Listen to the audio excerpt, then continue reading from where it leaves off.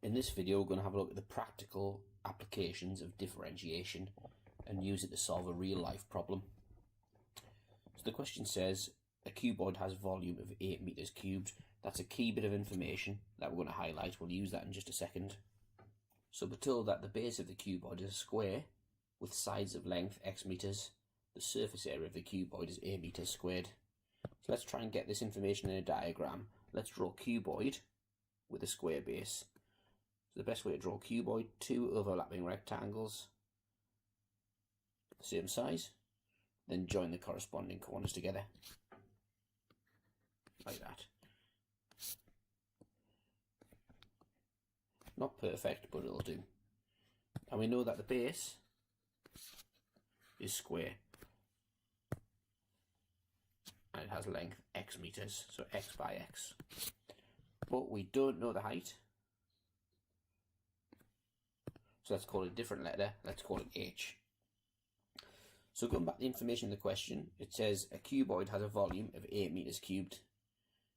So from the diagram, we see that the volume is the base area, x squared, times the height, which is equal to 8. Now we're going to use this formula later to eliminate a variable. We'll see how in just a second.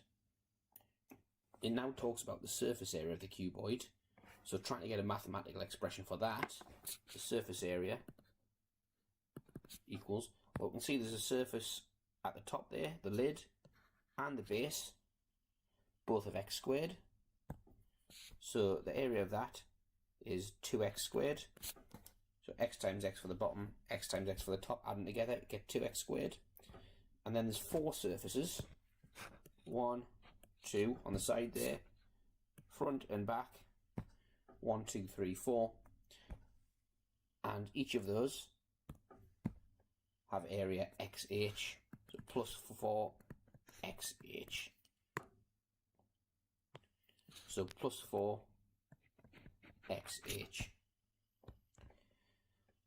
But that's not the target expression that we're given the question. The question asked us, there it is there, to get 2x squared plus 32 over x. We've got this extra variable h which we need to eliminate. Well, we can do that by going to the volume equation. We can rewrite that in terms of h. That means that h equals 8 over x squared. And if we then sub this into there, we get a equals 2x squared plus 4x 8 over x squared equals 2x squared plus 32 over x when simplified. And that's exactly what we're asked to show.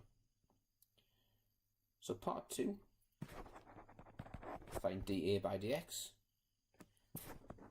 Well, a equals 2x squared plus, and this next term, 32 over x here, we can't yet differentiate when it's in that form. We need to write it in index form. We can rewrite that as 32 x to the power minus 1,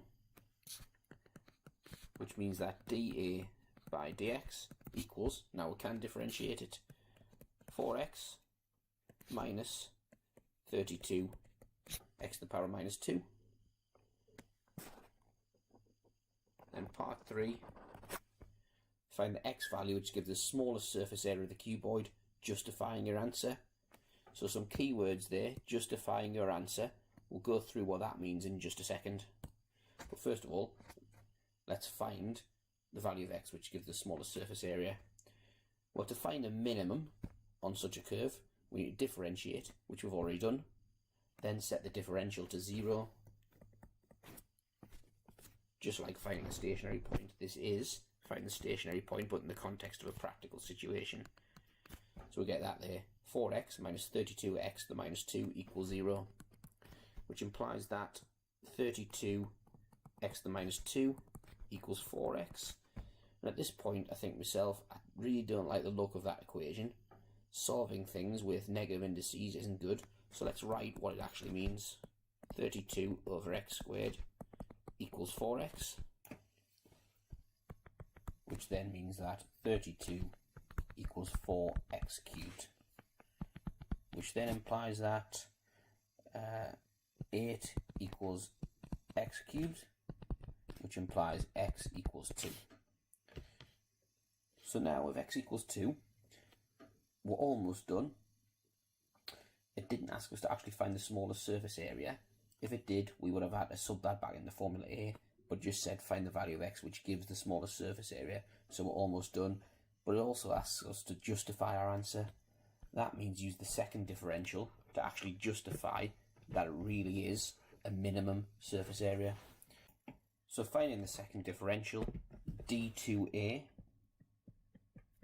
by dx squared, well, that's equal to, if we differentiate this expression here again, we get d2a by dx squared equals 4. Then minus 2 times 32 is positive 64. X to the power of minus 3. Okay. So that means that when x equals 2, i.e. at the minimum surface area, this implies that d2a by dx squared equals 4 plus 64 to the power of minus 3 equals, we'll put in the calculator, we get 12. Then acknowledge that it's greater than 0, therefore a minimum, and we've justified it. So that's the full question answered. We're now going to have a look at differentiation, but in a more practical context. So the question says a solid glass cylinder, which is used in an expensive laser amplifier, has a volume of 75 pi centimeters cubed. I'm just going to highlight that bit of information because it's probably going to be useful later.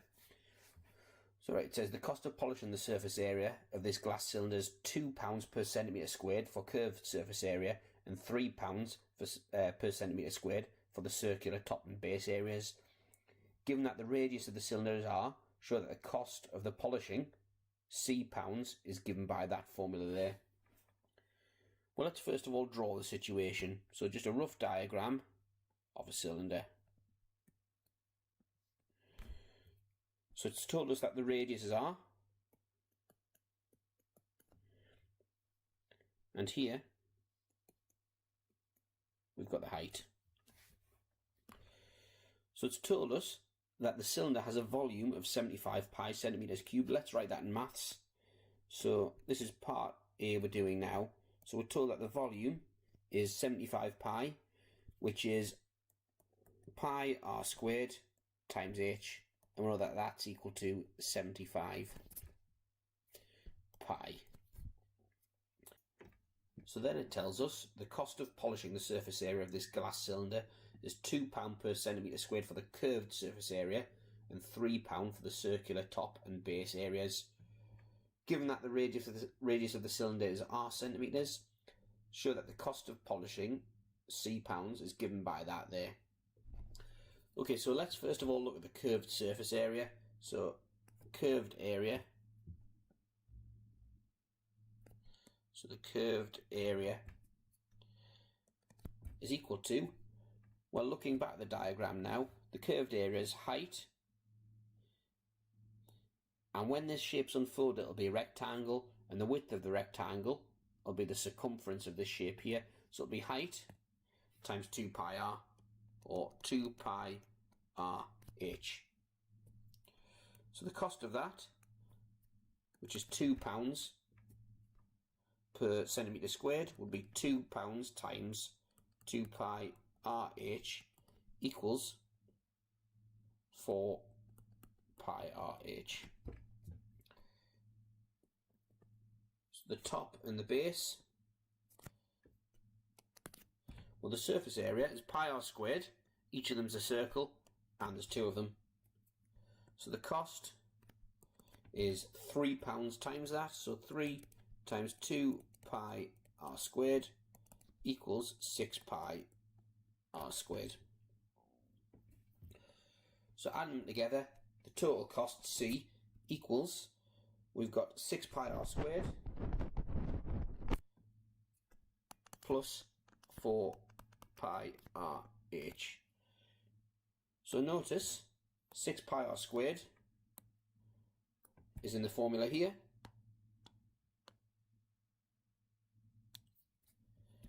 but 4 pi RH isn't in the formula. Somehow this here, we've got to try and show that it's equal to 300 pi over r. Well, look back up to the picture of the cylinder. Under this, we wrote a little bit of information that pi r squared h was 75 pi, given the information we had from the question. Well, we're going to now rearrange this to find out what h equals so that we can eliminate h from this equation here. So this implies if pi r squared h is 75 pi, this implies that h equals 75 pi over pi r squared equals 75 over r squared. H is 75 over r squared. So we can then say that this is equal to 6 pi r squared, but now we know that h is equal to 75 over r squared, so plus 4 pi r times h, which is 75 over r squared, equals 6 pi r squared, and 4 times 75 is 300, so plus 300 pi r over r squared equals 6 pi r squared. Do a little bit of cancelling. One of those r's cancels with that r. So plus 300 pi over r, as we were asked to show in the question. So let's conclude. C equals 6 pi r squared plus 300 pi over r. Quite a difficult question, that. So part B, use calculus to find the minimum cost of polishing, given the answer to the nearest pound. So using calculus, i.e. differentiating, well, first of all we can say that C in a nice differentiable form would be 6 pi r squared plus 300 pi, but not over r. We're going to rewrite over r as r to the minus 1. So differentiating that to find a minimum, we differentiate dc by dr equals, so we're differentiating the r's now, so that becomes 12 pi r to the power of 1 times by the power, which is 2, take 1 from the power, which gives us r to the 1. Okay, so now times by the power again, so that becomes minus 300 pi r to the power of minus 2, which at a stationary point, at a minimum, equals 0. So this form of equation here is brilliant for differentiating, however it's absolutely terrible for solving equations, so it makes sense to put this back into the original form, the original fraction form, rather than having negative powers. So when we're solving, it's best to put it into ordinary index form, not negative powers. So take 300 pi, not r to the minus 2, but over r squared equals 0. And hopefully that makes it more obvious that a good thing now is to times by r squared, times everything by r squared, to get 12 pi r cubed minus 300 pi equals 0. And if I divide everything by pi, they disappear, which means that 12r cubed minus 300 equals 0, or 12r cubed equals 300. So dividing by 12 now, so 300 divided by 12 equals 25. So r cubed equals 25, which means that r equals the cube root of 25. And then substituting it back into the formula for cost, which we have here, we get that the total cost of polishing is 6 pi times the cube root of 25 squared plus 300 pi cube root of 25 to the minus 1 approximately equal to, so let's put that in the calculator, so 6 pi, and then we've got the cube root of 25 squared plus 300 pi times the cube root of 25 to the power of minus 1, approximately equal to 483.48, or to 3 significant figures. Actually checking the question, giving your answer to the nearest pound. In fact, the nearest pound, it is 483 pounds, so approximately equal to 483 pounds. Now, revisiting the question, it said justify that the answer you've just obtained in part B is a minimum. So to do that, to justify something's a minimum, we need to find the second differential. So we've got the first differential here. Now we're going to find the second differential. So d2c by dr squared equals, well, differentiating 12 pi r just gives us 12 pi. And then the next one, times by the power. So minus 300 times minus 2 is plus 600 pi r to the minus 3. Take 1 from the power. Equals, so we're going to sub in the value for r. 12 pi plus 600 pi cube root of 25 to the minus 3. Now clearly this is going to be positive. However, we do actually need to get the marks, to guarantee getting the marks, to actually come up with an answer. So 12 pi plus 600 pi times the cube root of 25